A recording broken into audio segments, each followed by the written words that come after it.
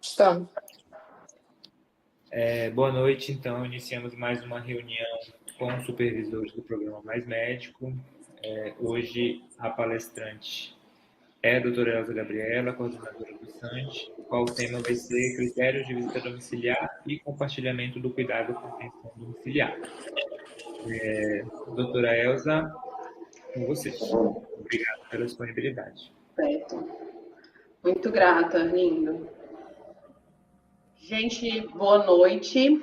Sem mais delongas, meu nome é Elza Gabriela, atualmente estou coordenadora aí do Serviço de Assistência Domiciliar de Rondônia e sou supervisora aí também, compartilho com vocês a supervisão aí dos Mais Médicos, sou supervisora da área indígena desde 2014, né? E estou dentro dos Mais Médicos trabalhando desde 2012.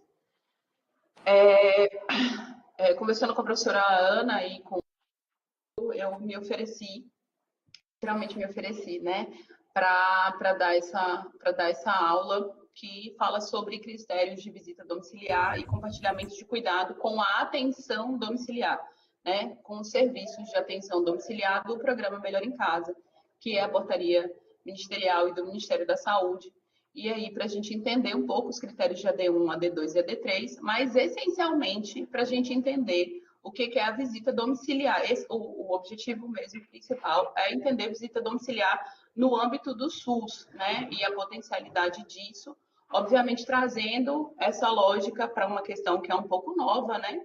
A gente tem a primeira portaria que coloca e universaliza o cuidado domiciliar em 2012, né, com a 2027 da atenção domiciliar. Então, é um tema que a gente precisa conhecer, porque ele perpassa pela atenção primária, mas ele não só permeia a atenção primária, né? A gente sabe que ele permeia aí quase que todos os serviços.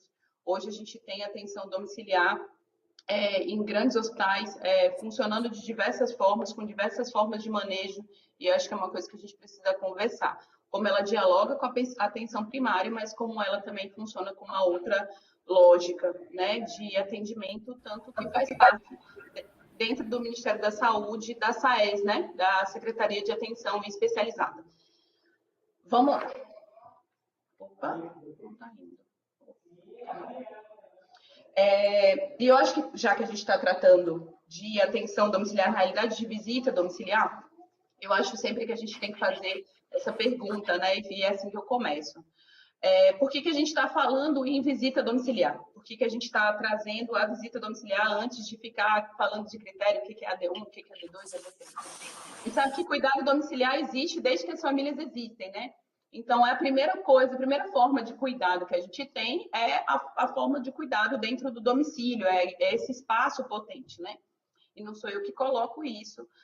A Minayo, né, ela sempre coloca isso, que a saúde é um fenômeno clínico, sociológico que se vive culturalmente, principalmente aonde? Em família, né? Porque em família nascemos, em família crescemos, em família evoluímos, em família principalmente adoecemos, e em família morremos também, ou pelo menos éramos para morrer. Isso aí é uma discussão muito grande, e a partir de que momento a gente começa a tratar a morte como um evento essencialmente de processo de doença e dentro de uma lógica hospitalocêntrica, né?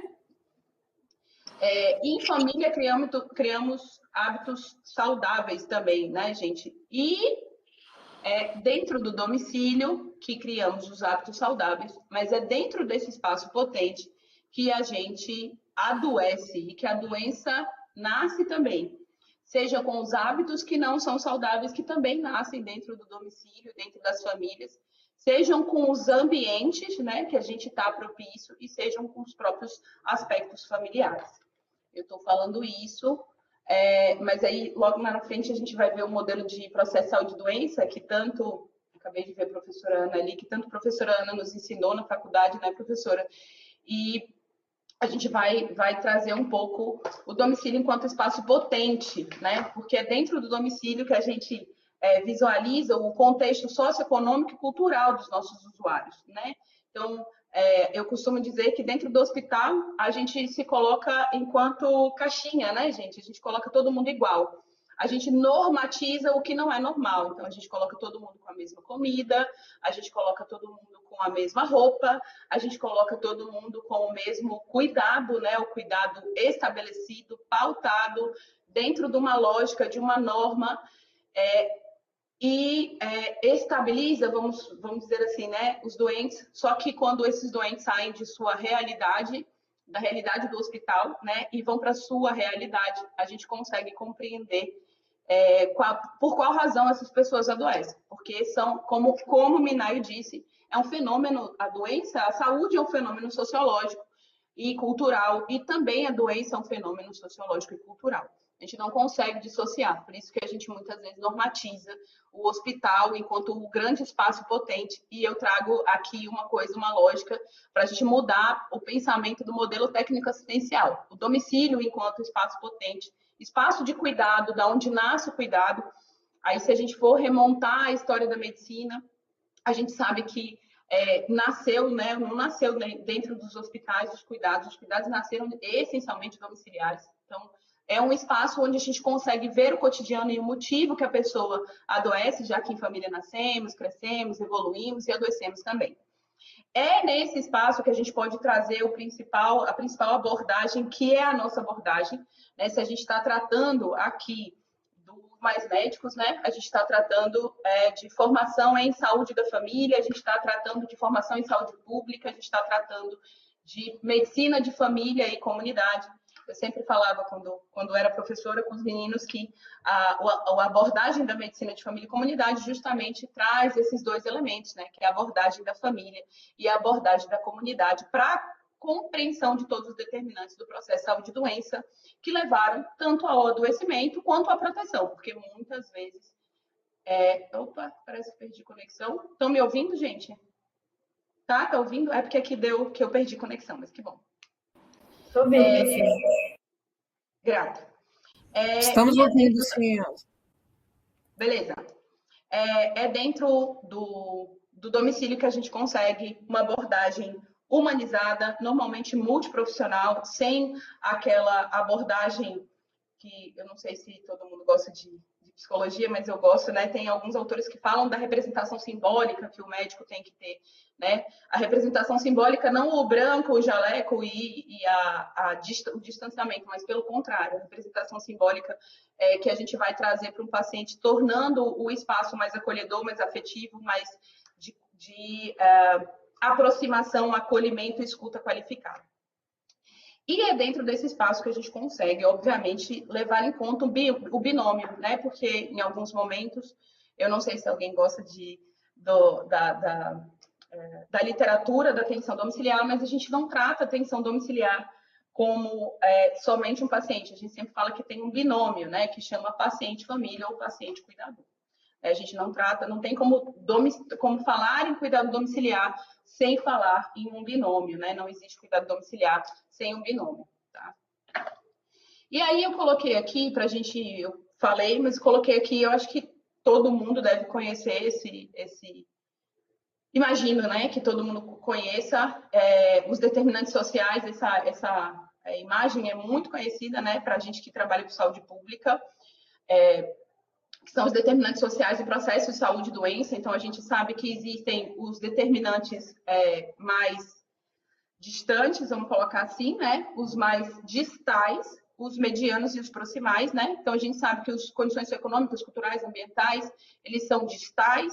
Os intermediários é o que está escrito ali, né? Condições de vida, de trabalho, desemprego, e o estilo de vida, as redes sociais comunitárias e os determinantes já proximais, que é a idade, sexo, fatores hereditários e estilo de vida dos indivíduos. E esse, essencialmente, acontece e está acontecendo dentro das famílias e, essencialmente, dentro dos domicílios, né?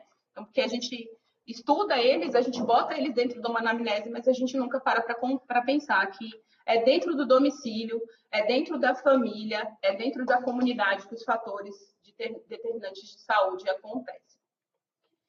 Aqui é só para colocar mesmo uma foto de um cuidado domiciliar. E aí, assim, a gente trazendo essa lógica, né, de determinantes sociais de processo, dentro do processo de saúde de doença, eu trago para vocês o primeiro ponto, que é da visita domiciliar, dentro da atenção primária. Se o domicílio é um espaço tão potente, a atenção primária, ela vai trazer como um aspecto extremamente importante dentro da Política Nacional da Atenção Primária, a visita domiciliar. Só que a visita domiciliar aí tem um critério um pouco diferente do que os serviços de atenção domiciliar. Que isso a gente vai ver que, como ordenadora do cuidado, onde todo o processo começa, né, dentro da atenção primária, dentro das estratégias de saúde da família, dentro das equipes de saúde da família, a definição e a lógica de visita domiciliar, ela tem outro critério. Então, a Política Nacional ela tem outro critério porque ela tem objetivos que não necessariamente são os mesmos objetivos da atenção domiciliar. Então, e são motivos muito maiores, né? Eu acho que é importante a gente dizer. Eu não sei se todo mundo já conheceu o modelo da casinha do professor Eugênio Vilaça, mas a atenção domiciliar é um ponto dessa casinha, né? Mas a territorialização é um ponto base, né, da casinha, né? Então, a gente está trabalhando, não tem como territorializar sem fazer visita domiciliar, é impossível essa lógica. Como que eu territorializo? Como eu faço cartografia se eu não fizer visita domiciliar? Então, a Política Nacional de Atenção Básica, ela estabelece e define a visita domiciliar como uma ferramenta essencial para o cuidado e vigilância em saúde no território. Então, é um ponto primordial. Se a gente colocasse toda a equipe de saúde da família dentro do marco zero, o marco zero dela é começar a fazer visita domiciliar para conhecer seu território, para conhecer as famílias que estão cuidando, para conhecer os indivíduos e para classificar as famílias e para classificar os indivíduos em seu risco e vulnerabilidade social. Então, a visita domiciliar dentro do território tem características multiprofissionais e ela estabelece, só que, obviamente, com outro olhar multiprofissional, que não é o olhar multiprofissional da atenção domiciliar, mas ela tem características essencialmente multiprofissionais. Então, ela cadastra a família, faz territorialização e faz cartografia. Ela faz busca ativa de contatos de doenças infectocontagiosas. Então, acho que todo mundo aqui, se alguém já foi médico de família e trabalhou em assistência, eu acredito que devem ter muitos aqui. A gente faz muita busca ativa de pacientes com contatos de tuberculose, né, de hanseníase. Busca ativa de faltosos das consultas periódicas, ou pelo menos nos pacientes em que a gente, acho que foi, não sei, teve um encontro passado que uma pessoa citou a importância da reunião de grupo, né, das reuniões de equipe. E são dentro das reuniões de equipe que a gente começa a discutir os casos, fazer gestão de casos e estabelecer quais são os casos e organizar nossa agenda a partir da nossa organização de gestão de serviços de saúde e buscar os faltosos em nossas visitas domiciliares, né? Então, busca ativa de faltosos, as consultas periódicas é extremamente importante.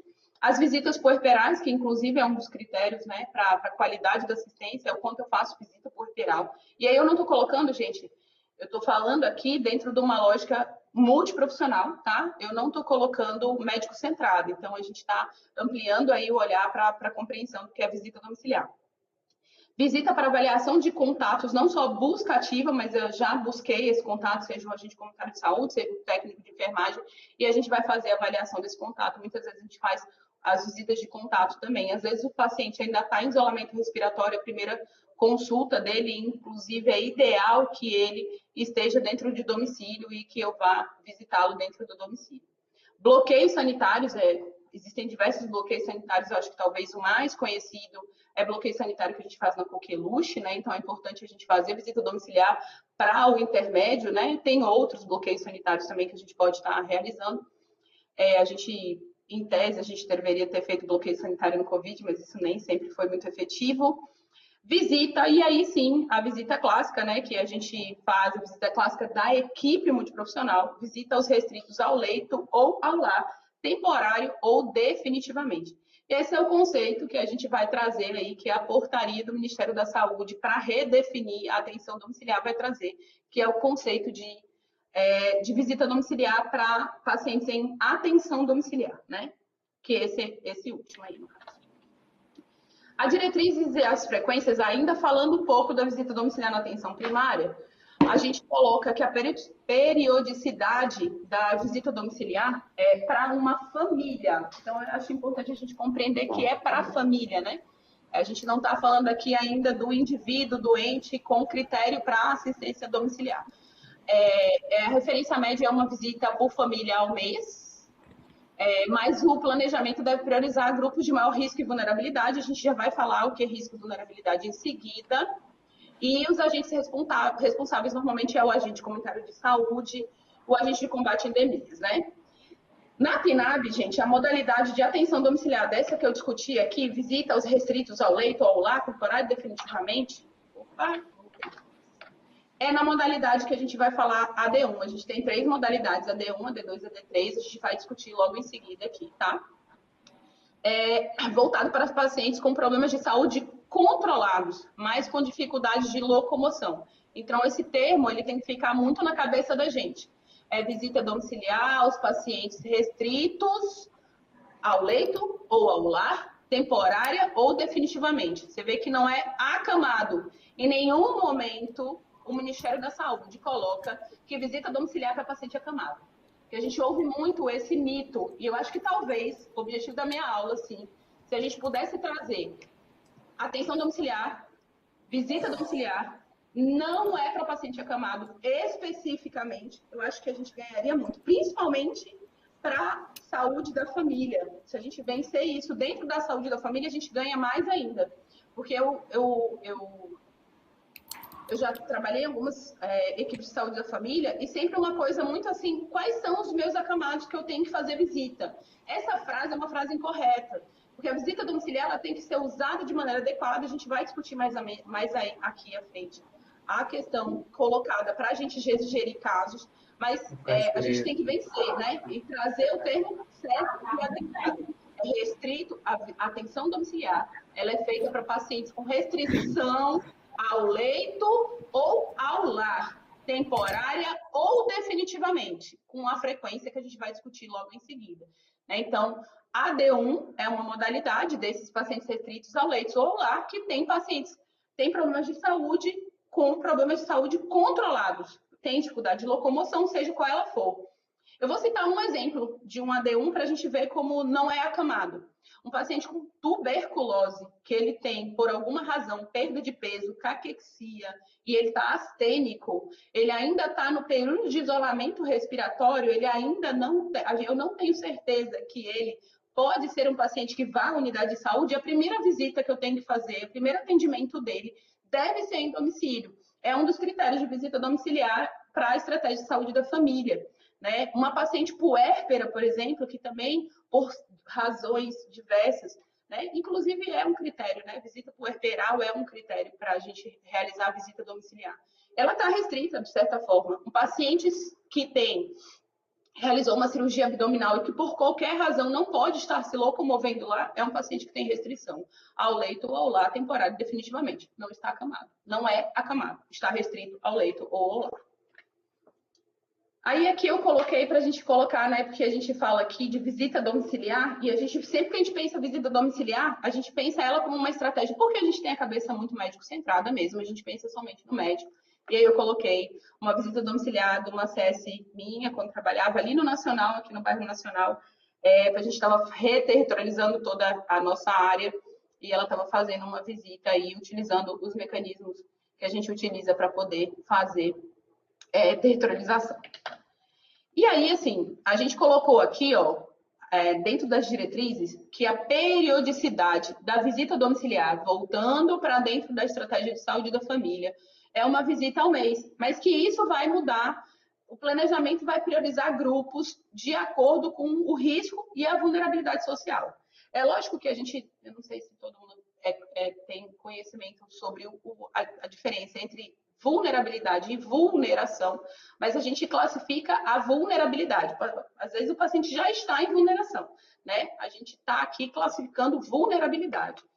Então, existe um instrumento muito utilizado, quem é mais antigo, lembra que ele estava na ficha A do CIAB, não sei se todo mundo ainda teve contato com aquela ficha A do CIAB antiga, que hoje em dia tá disponível, né? Quem está no Planifica SUS tem um momento que vai discutir a escala Coelho-Savassi.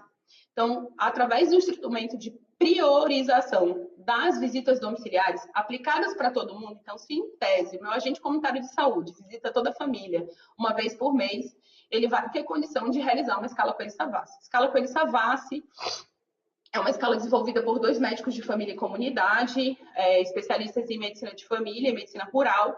Um deles ainda se encontra vivo, faz parte da Sociedade Brasileira de Medicina de Família e Comunidade, faz parte da atenção domiciliar,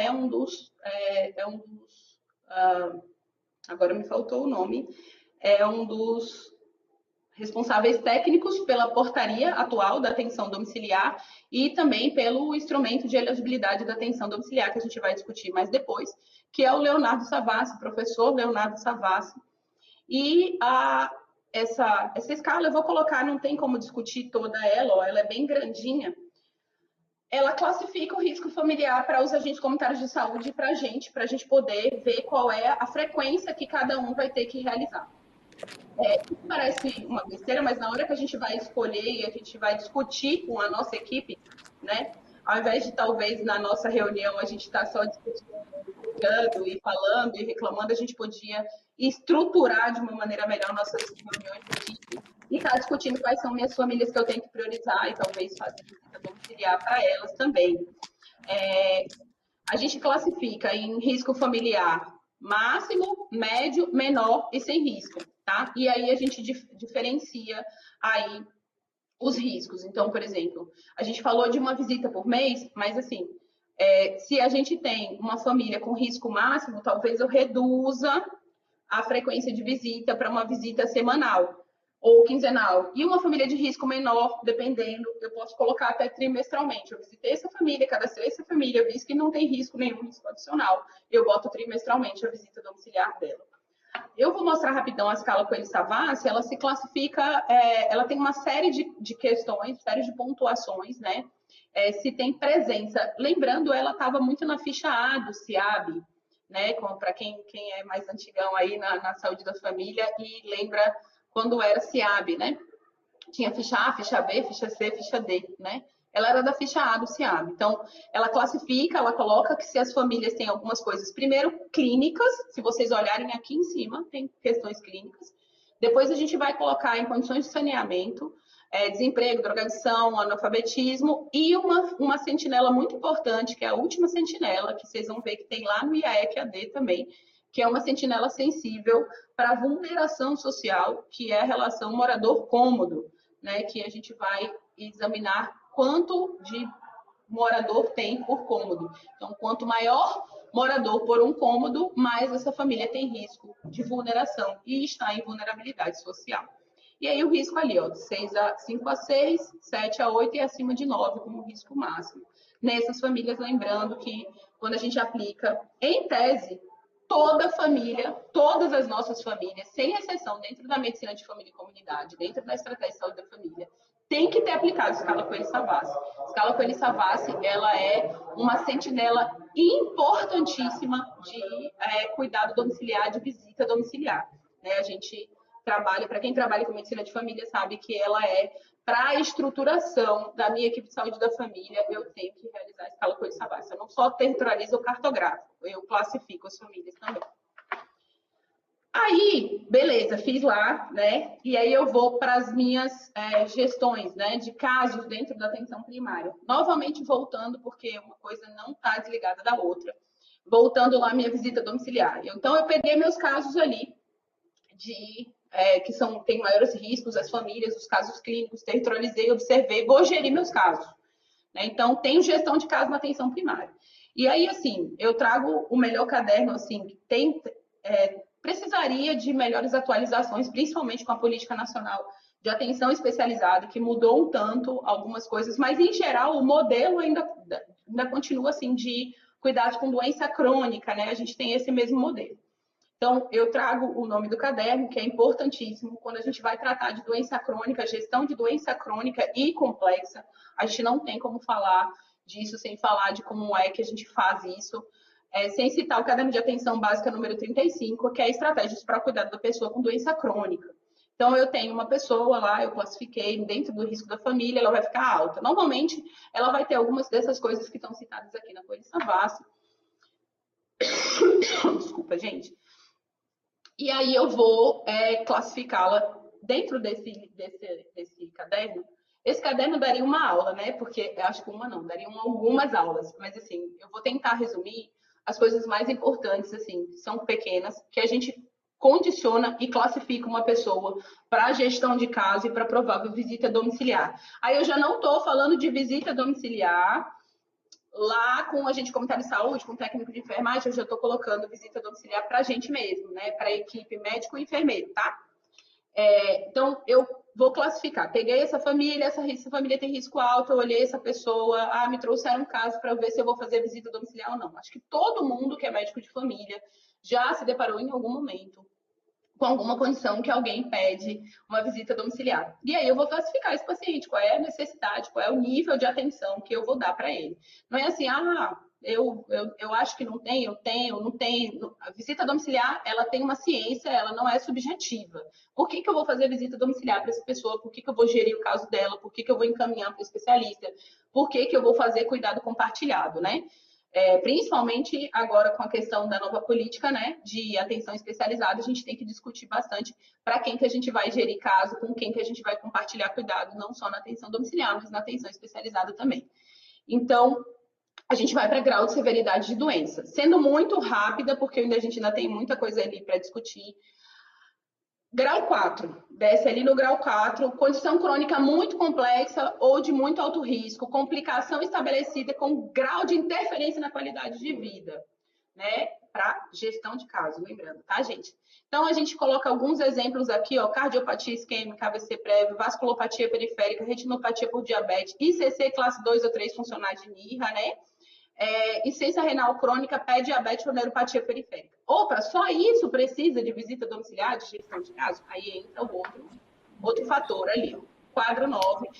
Lembrando, eu estou resumindo muito isso. Isso é um tema bem complexo, né? A gente tem várias coisas aí que a gente vai colocar, principalmente quando a gente vai tratar de autocuidado apoiado e essas outras coisas que a gente vai discutir aqui, que a severidade da doença modifica a partir do momento que eu tenho autocuidado ou não tenho autocuidado e o quanto de autonomia na minha doença ou não. Então, eu acho que tem alguém com som aberto. Aí, enfim, vamos lá. E aí, no quadro 9, a gente coloca o grau e severidade da doença crônica, olha aí, com a capacidade de autocuidado, que é o tal do autocuidado apoiado, se é suficiente ou se não é suficiente. A gente tem uma série de listas e de maneiras de ver se o cuidado e o autocuidado apoiado é efetivo, certo? Não dá para discutir aqui porque é muita coisa, é bem extenso isso. Eu vou me resumir com cuidado suficiente e insuficiente. Então, eu tenho um paciente de grau 4, que é esse paciente, porque os outros, se a gente for ver, só para a gente colocar aqui, eu vou só citar o 1. Ó. Presença de fator de risco ligado a comportamentos e estilos de vida na ausência de doença cardiovascular, um tabagismo, um excesso de peso, sedentarismo. Esse paciente vai ficar lá embaixo, no triângulo, né? Ele vai ficar para grupo de educação em saúde, se ele tem, né? Se ele for do 1, normalmente ele sempre é do 1, né? Vamos para o que nos interessa, porque esse é um caderno longo e extenso, tá? Então, vamos lá. Eu estou no grau 4, eu tenho capacidade de autocuidado insuficiente. Não tenho cuidado suficiente. Esse é o cara do extrato 5. Né? Esse é o cara da gestão de caso. Então, o meu caso, lá na minha visita domiciliar, ele é o caso para a discussão de caso lá na minha reunião de equipe. Esse caso, eu tenho que ter um caso, toda reunião de equipe, eu tenho que estar gestando um caso, né? Eu falo gestando, mas é gerindo, mas eu acho que é gestando mesmo. Eu tenho que gestar, porque eu vou gestar um plano terapêutico singular. É o cara do plano terapêutico singular. Vocês não sei se vocês já ouviram falar de plano terapêutico singular, mas convido vocês a conhecerem. Aqui nesse caderno tem bastante sobre plano terapêutico singular. Então, é um cara para eu gerir o caso, para fazer abordagem familiar. Também não sei se você conhece abordagem familiar, mas tem vários instrumentos. Tem genograma, ecomapa, FIRO, Praxis, grau de severidade de cuidado, né? E aí índices de funcionalidade, enfim. Aí a gente vai para escalas outras escalas. Mas em definição, é o cara que tem uma doença crônica, crônica complexa, né? Grau 4, que é aquele grau lá que eu coloquei aqui, que tem uma capacidade de autocuidado insuficiente. Esse daqui está lá no nível de atenção 5 para a gestão de casa. É o cara que eu vou ter que discutir ele na visita domiciliar, tá? Eu vou ter que, desculpa, na minha reunião de equipe, eu vou discutir, eu vou fazer um PTS, eu vou pensar em aplicar instrumentos da abordagem familiar, né, que a medicina de família usa, para a gente fazer essa discussão. Obviamente, o Leonardo Savassi já está aplicado aqui, tá, gente? Subentende-se isso. Eu só coloquei esse é outro, é grande, que mistura tudo que a gente colocou aqui, né? Ele está disponível, ele é do professor Eugênio Vilaça, acho que vocês conhecem. Ele é o modelo que a gente utiliza para a gente pensar em como a gente vai organizar nosso sistema, como a gente vai organizar nossa clínica. Eu brinco também quando eu dava aula de medicina de família, que a gente é gestor de clínica, né? A gente pensa que gestor de clínica é só o cara que tem a clínica, de seu consultório e tudo mais, que não, que a gente gere a nossa clínica e aí a gente tem que classificar e estratificar nossos pacientes. Então, que gestão de nível 5 aqui, essa é a proposição do professor Eugênio Vilaça, ainda tem mais outros eu cortei aqui, mas tem mais outras escalas que a gente utiliza, tá? Então, é uma população com condição crônica complexa, é essa que a gente vai preocupar, é essa que a gente vai pensar em fazer atenção domiciliar. Dentro desses, que eu vou gerir caso, aí tá um exemplo lá, visita domiciliar, né? Tem abordagem familiar, discussão de caso ali no nível 5. Quem é que eu vou fazer visita domiciliar? Aí, em atenção domiciliar. Então, cuidado domiciliar, visita domiciliar. Cuidado domiciliar, qualquer ser humano pode fazer um cuidado domiciliar. A partir do momento em que, sei lá, uma pessoa machucou o pé e eu coloquei, foi lá em casa, minha filha, eu estou colocando um adesivo, eu já fiz o cuidado domiciliar, eu coloquei um esparadrapo, eu olhei para ver se infeccionou, para ver se não infeccionou, eu já estou fazendo cuidado domiciliar. O cuidado domiciliar é o que a gente faz na estratégia de saúde da família. A visita domiciliar é o que todo mundo faz na estratégia de saúde da família, o agente comunitário de saúde, é o técnico de enfermagem, o agente de endemia,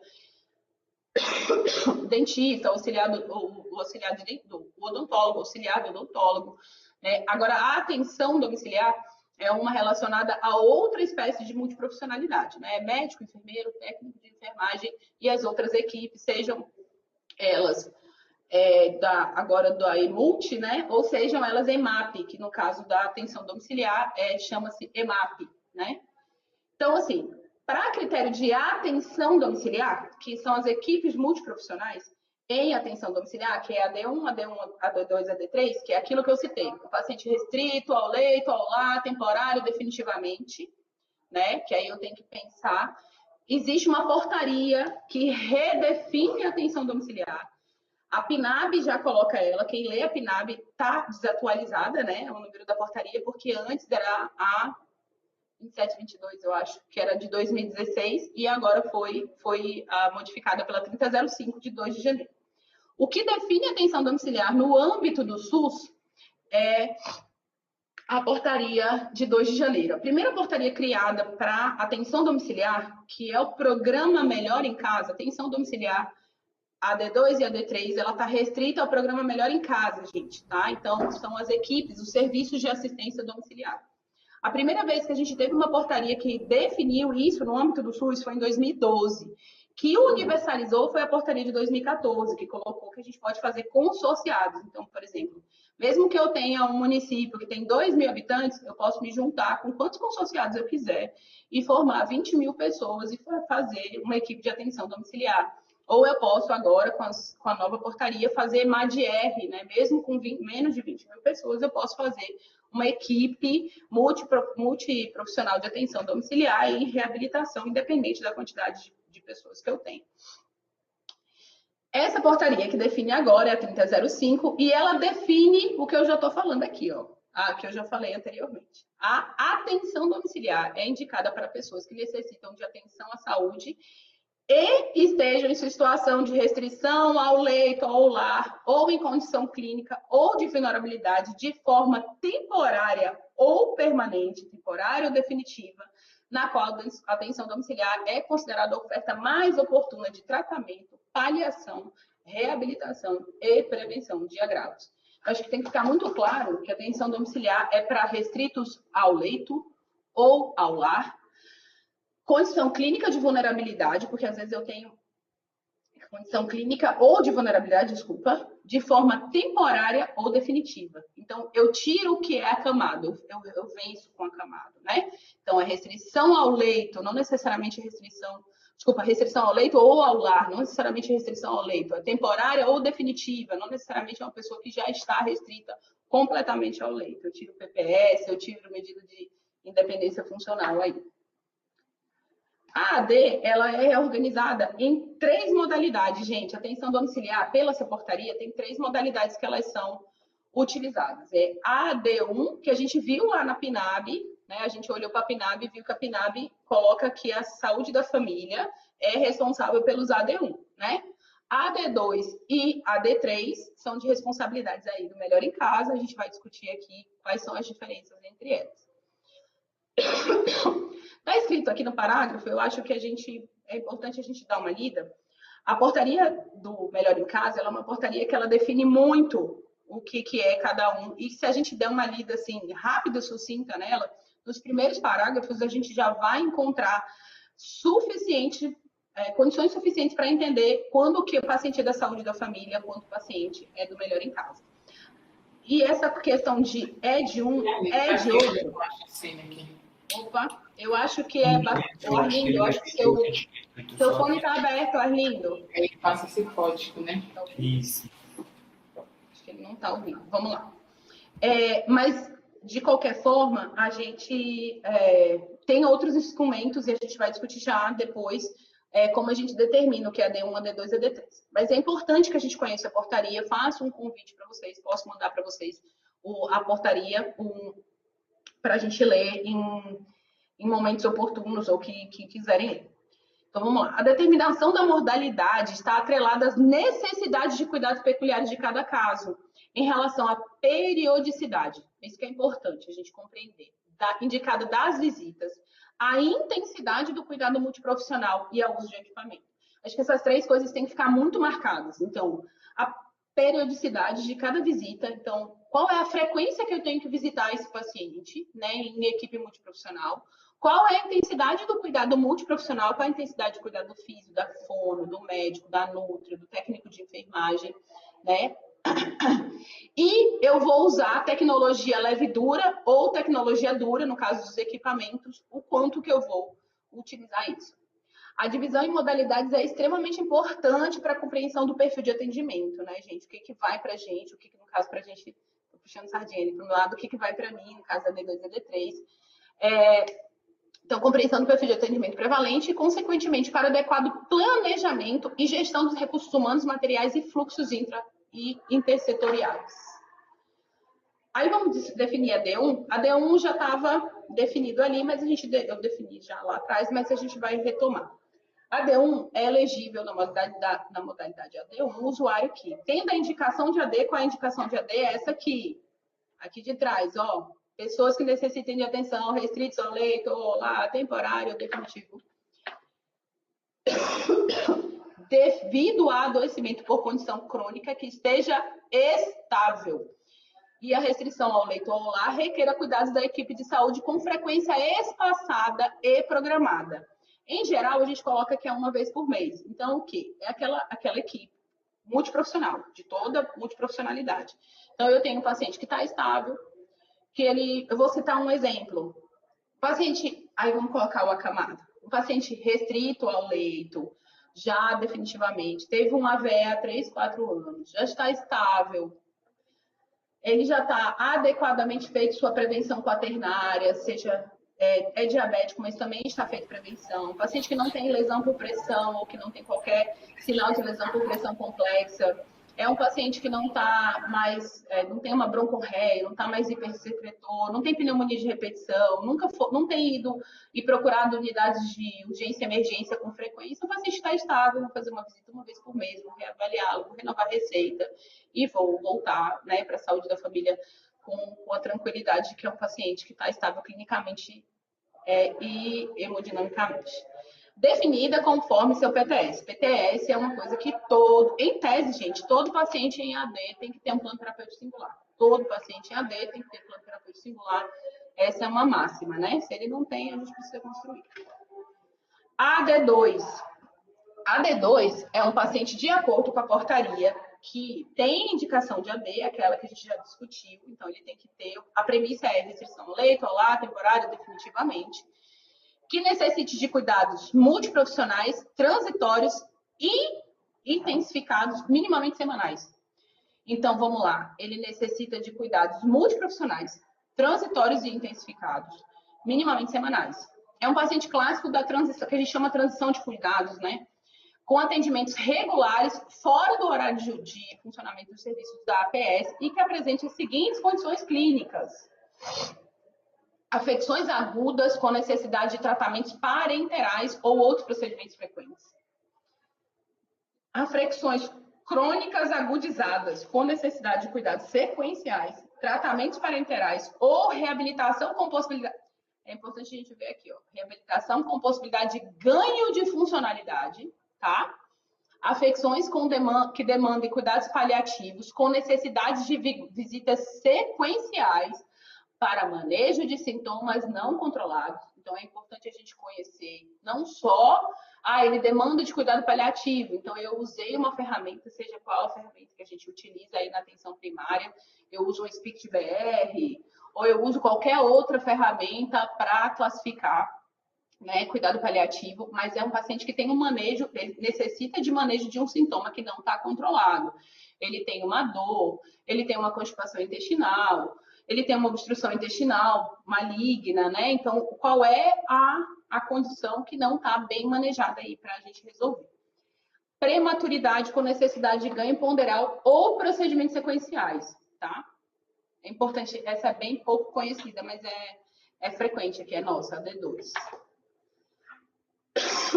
E a D3, que é a terceira classificação, é elegível na unidade de AD3 o usuário que qualquer condição no artigo anterior, ou seja, qualquer uma dessas daqui, que ele necessite em cuidados predominantemente multiprofissionais e sequenciais, um paciente que ele precisa pelo menos de visita sequencial, às vezes assim, citando muito exemplo, eu gosto muito de citar esse exemplo, é um paciente de síndrome de cuidado pós-UTI, saiu do hospital, tá broncorreico, né, tá cheio de lesão por pressão, é um paciente que vai ficar muito tempo demandando de visita, pelo menos 2 vezes, né, de equipe multiprofissional, de médico, que ainda está no uso de antibiótico terapia, é um paciente que necessita da gente intensificado dentro do domicílio.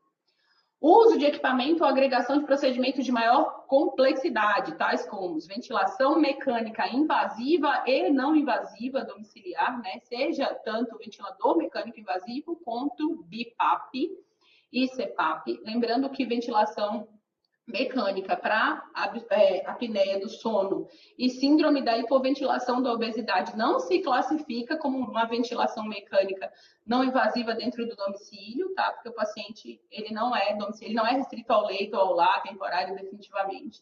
Ele tem uma condição que ele necessita, porque ele fez uma polissonografia do sono, e aí ele vai necessitar de um CPAP, mas ele não é um paciente restrito ao leito. É bom a gente fazer essa diferenciação. Mas todos os outros casos de ventilação mecânica, invasiva e não invasiva, são critérios de AD3. Nutrição parenteral, tá? Em domicílio. Eu nunca vi fazer e tudo mais, mas a gente tem estados que fazem há muito tempo. Transfusão sanguínea, diálise peritoneal. Lembrando que diálise peritoneal e hemodiálise são pacientes que eles podem realizar isso, mas eles mantêm o seu cuidado dentro da equipe especializada que eles fazem contato e que eles compartilham cuidado. Drenagens repetidas, tanto toracocentese quanto paracentese, né, são as duas principais. E cuidados paliativos em fase final de vida. É importante a gente entender que tem que ter processo de finitude, né? São cuidados paliativos que a gente chama cuidados paliativos sequenciais, né? E condições crônico-degenerativas progressivas, certo? E aí o 2, com necessidade de procedimentos sistemáticos em domicílio, como reabilitação intensiva, antibiótico terapia, entre outros. Aí, a gente coloca isso e fala, meu Deus, mas é meio complicado classificar isso, né? Então, por quê? Como assim, né? A gente está colocando uma coisa um pouco maior. Para a gente entender, a atenção domiciliar, ela nasce um pouquinho mais perto do hospital do que perto da atenção da saúde da família, apesar dela beber profundamente dos conhecimentos da atenção primária, da gente estar falando de modelos de atenção primária, a gente nasce muito mais do hospital, porque nascemos com um objetivo de deshospitalização, desinstitucionalização e desupalização. Esses são objetivos clássicos da gente. Com o interesse de transicionar o cuidado. Eu não sei se todo mundo, alguém já ouviu falar em transição de cuidado. Transição de cuidado é uma coisa extremamente importante para a atenção domiciliar. É uma coisa que é o nosso objetivo, é a transição de cuidado segura. Né? A OMS tem um documento belíssimo de transição de cuidado, Transition of Care, trazendo as diversas possibilidades e traz a atenção domiciliar como um potente, né? Porque a gente consegue ir para dentro do hospital, classificar o paciente, transicionar ele enquanto ponte até o domicílio e até a rede inteira, né? Trazer ele mais sistematicamente saudável, vamos dizer assim. Ok? Então, é um modelo, atenção domiciliar em AD2 e AD3, do programa Melhor em Casa, dos serviços de atenção domiciliar, que essencialmente trabalha, e é uma coisa que vem cada vez mais sendo utilizado, esse termo, essa imagem também, é um modelo de ponte, funcionamos enquanto ponte para os outros sistemas, né? A gente sabe que quando um paciente hospitaliza, ele normalmente, quando ele sai do hospital, ele fica perdido na rede, né? Então, tem pacientes que ganham muito com a transição de cuidado adequada, através do Melhor em Casa e pelo Melhor em Casa. Obviamente, pacientes que tenham critérios. Qual o nosso grande desafio dentro da atenção domiciliar? Que a gente chama desafio do funil. O que é? É classificar esse paciente de maneira adequada, porque geram muitas dúvidas, né? A gente tem muitas dúvidas. E aí, para esse desafio, a gente criou em 2023 e estabeleceu em 2024 um instrumento, ele está muito pequenininho para a gente ler, eu vou separar ele em blocozinhos para a gente entender, que é um instrumento que pode ser utilizado por qualquer pessoa, por qualquer profissional, melhor dizendo, por qualquer profissional, em qualquer ponto da rede que tiver, para entender se tem ou se não tem perfil. Então, a gente vai criar um instrumento, chama-se Instrumento de Avaliação de Elegibilidade e Complexidade da Atenção Domiciliar, que é para aquele paciente que eu digo assim, não, eu acho que esse paciente tem perfil de atenção domiciliar. Seja eu que estou no SAD, eu estou lá no SAD de qualquer lugar, de qualquer cidade, ou eu estou na saúde da família, ou eu estou dentro do hospital, não importa onde eu estou lá na equipe de hemodiálise, eu acho que esse paciente é passível de atenção domiciliar e eu vou lá e utilizo esse instrumento. Chama-se IAEC-AD, né? As letras do nome mesmo, Instrumento de Avaliação da Elegibilidade da Atenção Domiciliar. Ele é dividido em 7, desculpa. São indicações clínicas mais frequentes, indicações gatilhos para AD2 e AD3, uso de sistema de saúde, a gente vai discutir isso rapidamente depois, vulnerabilidade social, a gente estava discutindo a importância, falando da vulneração, da vulnerabilidade, escala Coelho-Savassi, ela vai entrar aqui também. Suporte familiar e de cuidado, a gente estava falando que são binômios, então a gente vai discutir isso aqui também. Funcionalidade e polifarmácia, tá? Que é extremamente importante para a gente discutir esses pacientes crônicos complexos. Esse instrumento, ele se baseia, ele tem todos esses pontos e a gente pontua neles para a decisão se o paciente é ou não é da atenção domiciliar e em qual lugar ele está dentro da atenção domiciliar. Eu vou separar ele. Como ele é muito grandinho, eu vou separar ele rapidão, gente. Eu vou tentar ser rápida, porque eu já tenho 7 minutos, mas eu vou tentar ser o mais rápido. 7 não, que a gente começou, não foi bem nas 18, nas 19, né? Ó, Arlindo, eu tenho mais quanto tempo, só para eu ter noção?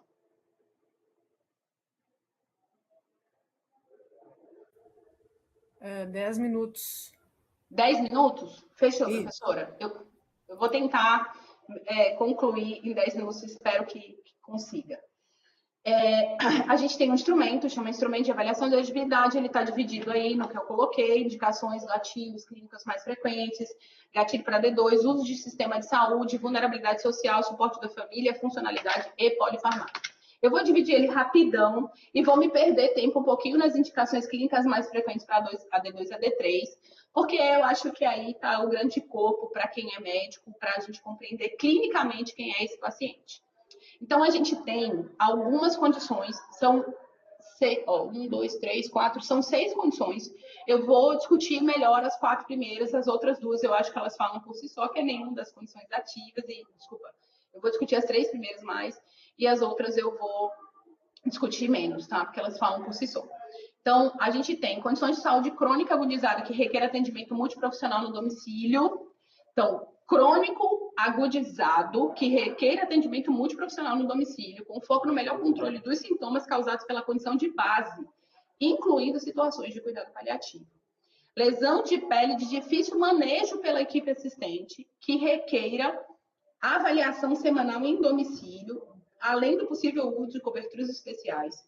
Reabilitação multiprofissional com possibilidade de ganho funcional, a gente tem que lembrar muito disso, especialmente após cirurgia de grande porte, evento agudo, fratura ou hospitalização prolongada, uso de antibiótico terapia parenteral domiciliar ou outra medicação parenteral seriada, desde que haja mínima estabilidade clínica para permanência no domicílio, prematuridade e baixo peso em bebês com necessidade de ganho ponderal e nenhuma das condições. Isso significa que esse paciente, porque não ganha ponto aqui, vocês não ganham sistema de pontuação. O sistema de pontuação vocês vão ver lá embaixo.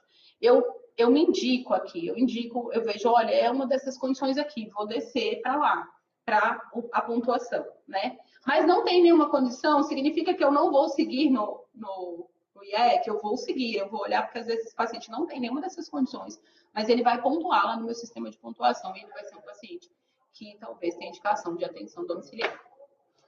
Eu vou discutir bem rapidão mesmo, dentro da minha tentativa de ser bem rapidão.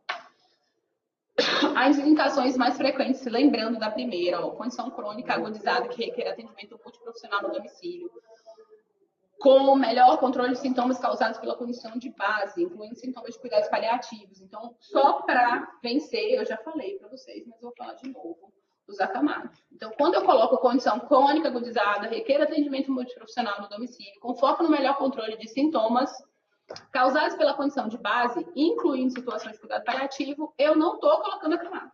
Eu não estou dizendo assim, todo acamado merece atenção domiciliar, AD2 e AD3, merece que eu coloque ele na pontuação. Não significa que ele não vá, em algum momento, ser classificado e tenha necessidade de atenção domiciliar AD2 e AD3. Mas está aqui, ó. Precisamos superar a ideia de que a atenção domiciliar é para quem está acamado.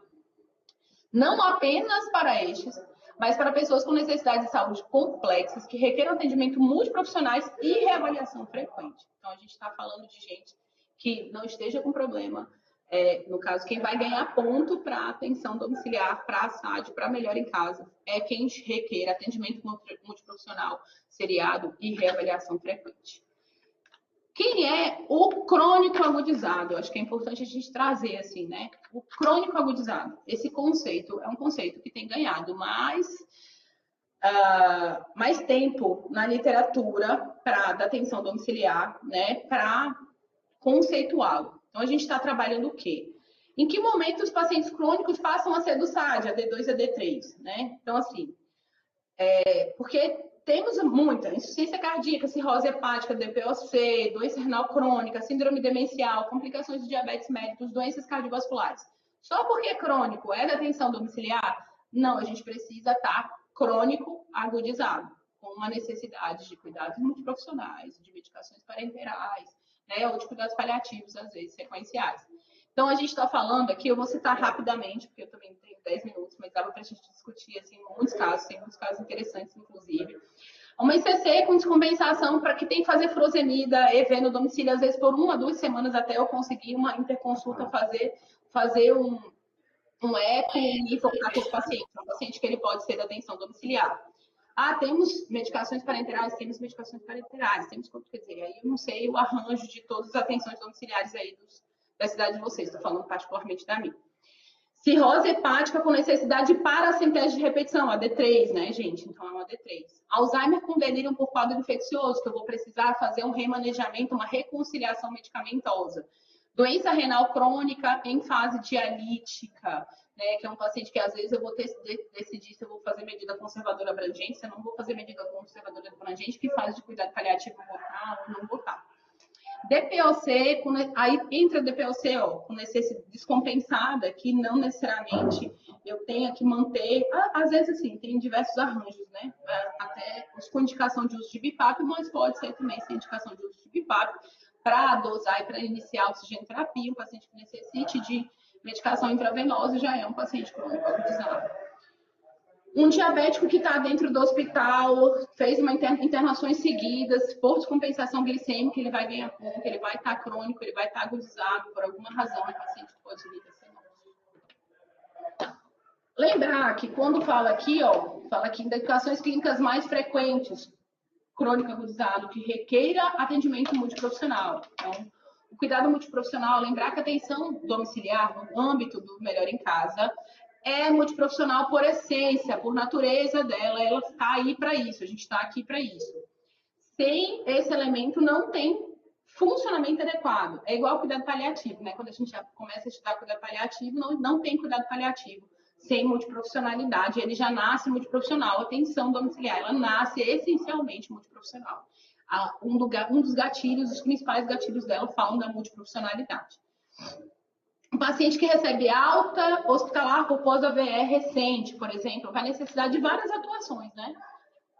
Ele tem sequelas, ele ficou internado prolongadamente, ele vai necessitar sequencialmente para reabilitação funcional breve, ele vai necessitar da multiprofissionalidade, é um paciente que vai precisar da atenção domiciliar. Controle de sintomas que citam aqui, ó, gente. Para o foco no melhor controle de sintomas. Normalmente, esses pacientes, eles estão sintomáticos. E eu não estou falando só do cuidado paliativo, sequencial, mas é um paciente que precisa, principalmente dentro da lógica do cuidado paliativo, o controle do sintoma é um dos principais focos do cuidado paliativo, onde o domicílio é, muitas vezes, o local ideal de cuidado para pessoas. E os sofrimentos inerentes ao processo de adoecimento. Então, dor, dispneia, náuseas, sintomas psicoespirituais, eles carecem do manejo correto e as reavaliações frequentes. Então, quando a gente está com foco e controle de sintomas, esse paciente também é um paciente da atenção domiciliar. Lesão de difícil manejo pela equipe assistente que requer avaliação semanal. É o outro ali que a gente citou, é o segundo aqui, né? Opa, aqui. Do domicílio, além de possível uso de coberturas especiais. É bom lembrar aqui, eu queria dar uma lembrada rápida, que não é porque tem lesão que é detenção domiciliar, né? Então, é uma lesão de pele de difícil manejo. Pode ser uma lesão, por exemplo, uma lesão oncológica, pode ser uma úlcera venosa, né, que esteja complexa, não necessariamente uma lesão por pressão. A gente tem um amplo espectro aí de lesões complexas que têm necessidade de avaliação semanal por uma equipe em domicílio, porque esse paciente precisa estar restrito ao leito, ao lar, temporário, definitivamente. Reabilitação multiprofissional com possibilidade de ganho funcional, eu já falei, especialmente após grandes cirurgias de porte, evento agudo. Uso de antibiótico terapia parenteral domiciliar ou outra medicação parenteral. E é importante a gente entender que, às vezes, o paciente pode estar plenamente funcional, tá? Ele não tem uma funcionalidade baixa, mas ele tem necessidade de antibiótico terapia sequencial. Esse paciente, ele é nosso. Aí, quando eu der isso aqui, ó, essas são só as indicações. Aí eu vou lá para os AD2. Nesse sistema de pontuação, comecei falando do sistema de pontuação agora. Desceu para o sistema de pontuação. Se esse paciente tiver AD2 ou AD3 aqui escrito, ele não precisa. Ele já é nosso. Não precisa que a gente continue a pontuar ali, porque ele já é AD2 ou AD3. Então, eu já estou classificando ele. Se ele tem necessidade de cuidados diários de curativos complexos ou medicação parenteral, eu marco o X, ele já é nosso, independente do que eu vou marcar lá embaixo. Necessidade de tratamento de alta complexidade ou intensidade no domicílio, transfusão, paracentese, nutrição parenteral, cuidados paliativos sequenciais para o manejo de sintomas mal controlados, ele também já é AD3. Então, se eu tenho um paciente que, quando eu tenho ventilação mecânica disponível, ele precisa de ventilação mecânica, é nosso, paracentese é nosso. Então, todos os pacientes, toracocentese de repetição é nosso, paciente da atenção domiciliar. Eu vou fazer a pontuação final? Vou, mas olha aqui, a presença de qualquer uma dessas condições que está colocada aqui já classifica o usuário como AD2 ou AD3, independente da pontuação final. Mas não necessariamente só esses pacientes. Eles vão ser classificados. Mesmo que ele não tenha colocado lá nenhuma das anteriores, eu tenho colocado, não tem nenhuma daquelas coisas que eu falei ali, não tem aquilo ali, mas eu vou pontuar ele lá embaixo e ver se ele tem indicação. Definindo curativo complexo, eu já falei, não vou falar de novo, tá? Não é necessariamente todo curativo que precisa ser feito todos os dias pela equipe do SAD, mas a gente tem que pensar, né? Nas densidades tecnológicas e muitas vezes nas que estão indisponíveis para APS, né? Então, os curativos complexos muitas vezes não são disponíveis para APS, muitas vezes o SAD tem que aportar esse paciente porque não é disponível. Cuidado paliativo sequencial, só para a gente colocar aqui definição, eu acho que em outro momento eu estou à disposição aí, já coloquei para a professora Ana para o Arlindo, para a gente discutir cuidado paliativo, né, em todos os âmbitos, desde de instrumentos que façam avaliação da elegibilidade de cuidado paliativo, da complexidade do cuidado paliativo, que é outro instrumento também, e que a gente discuta o manejo de sintomas. Mas aí, cuidados paliativos são sequenciais, são os que necessitam de manejo de dor e de sintomas de difícil controle, dispneia, né, principalmente é o segundo maior, e que necessitem de hipodermóclise, que é a via subcutânea alternativa, né, para aplicação de medicamentos, sedação paliativa, abordagem da terminalidade dos fins de vida já classificados, seja por finitograma, seja por KPS ou por qualquer instrumento que eu vá utilizar. Morte no domicílio, então, quando a gente está e a família optou por uma diretiva antecipada de vontade, pelo desejo do paciente, por óbito domiciliar, normalmente esse óbito domiciliar em tese, ele deve ser gerido pela atenção domiciliar, né? Quando é possível a diretiva antecipada de vontade e a PAC do paciente ser seguida. Quando tem uma perda funcional muito grande, naquela escala que o paciente desce, né? Não sei se todo mundo conhece a escala de cuidado paliativo. Nas decisões difíceis também, às vezes o paciente está já em fase de fim de vida, mas aí a família ainda não decidiu, o paciente não fez uma DAP, então chama a atenção domiciliar. E a suspensão das medidas fúteis. A gente não está falando de extubação paliativa, mas a gente às vezes está falando de retirada de sonda nasointeral, de retirada de sonda vesical de demora, talvez essas coisas sejam melhores manejadas pela gente. Não porque o médico de família, lá da saúde da família, não seja manejado, mas é porque a necessidade de visita sequencial e multiprofissional vai aumentar. Então, todos esses pacientes são pacientes que ganham com a feitura de um DAN, né, que é um diagrama de abordagem multiprofissional, enfim, das outras ferramentas que a gente põe e usa a mão.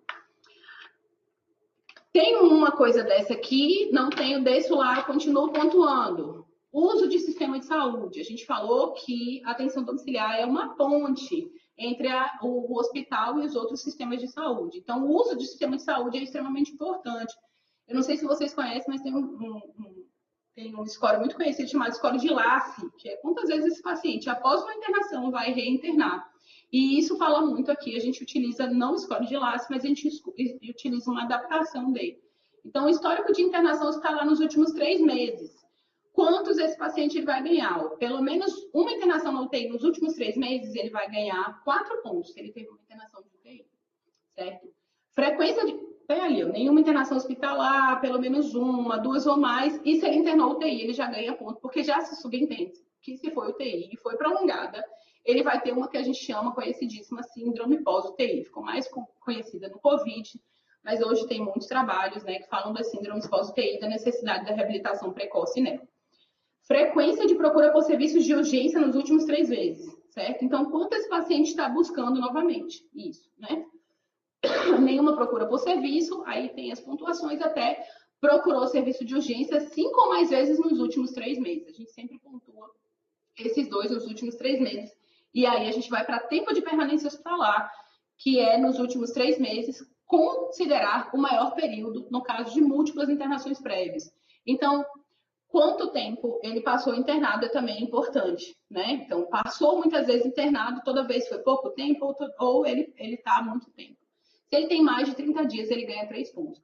Às vezes é um paciente, gente, que ele nem tem nada do que eu coloquei lá em cima, mas só por isso aqui ele já pontua, ele já entra como AD2, mesmo ele não tendo tantos critérios lá em cima, viu?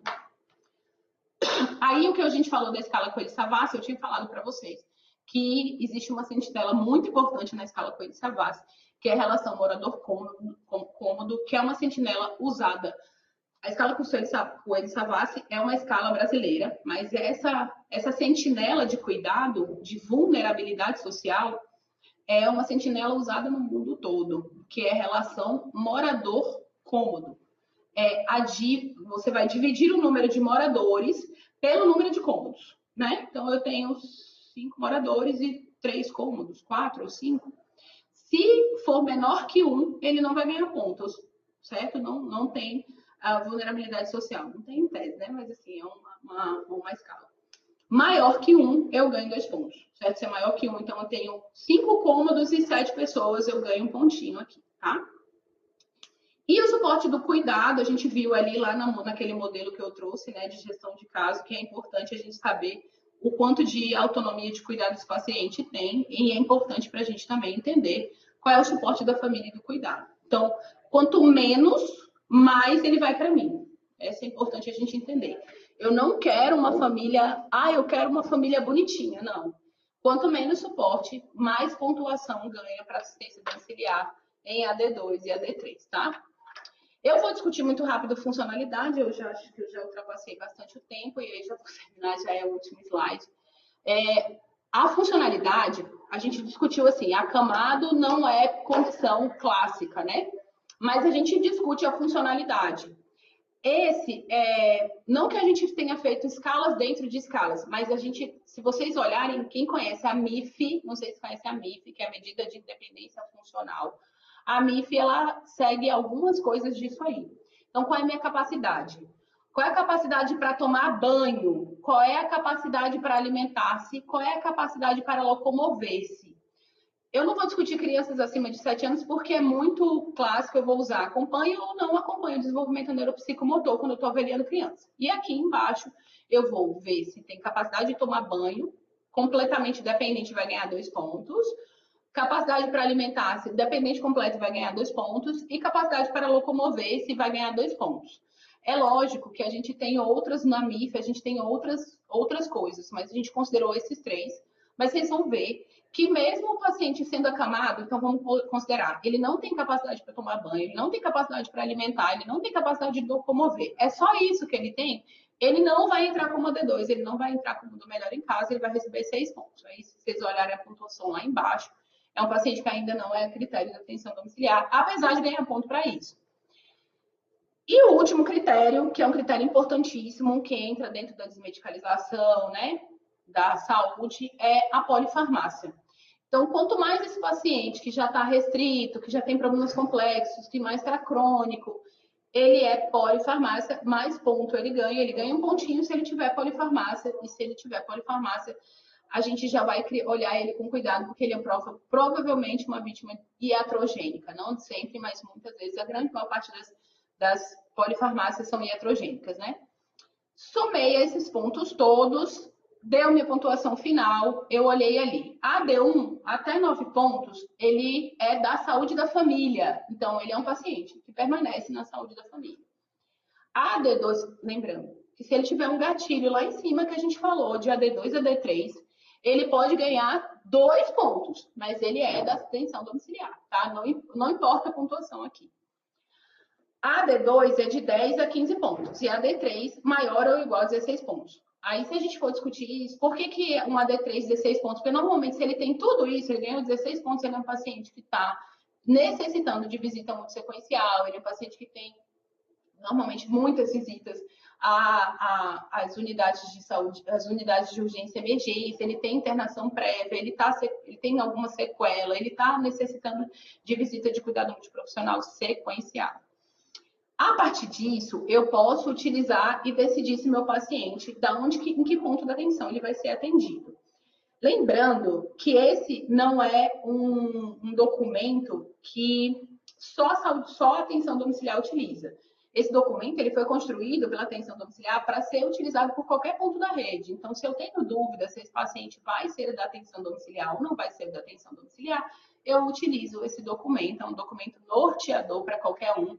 É norteador para atenção domiciliar também, para a gente saber se vai admitir ou não. A gente utiliza sempre ele, mas ele é um documento norteador, ele é uma escala norteadora para a gente poder indicar a atenção domiciliar. Grata, termino aí com fotinhos de atendimento domiciliar de pacientes, um paciente com restrição ao leito, 2 pacientes, o primeiro com restrição ao leito são fotos autorizadas, tá, gente? E o segundo é o cuidado paliativo, já com jejunostomia. E é isso. Muito grata aí pelo tempo, desculpa eu ter passado aí o tempo.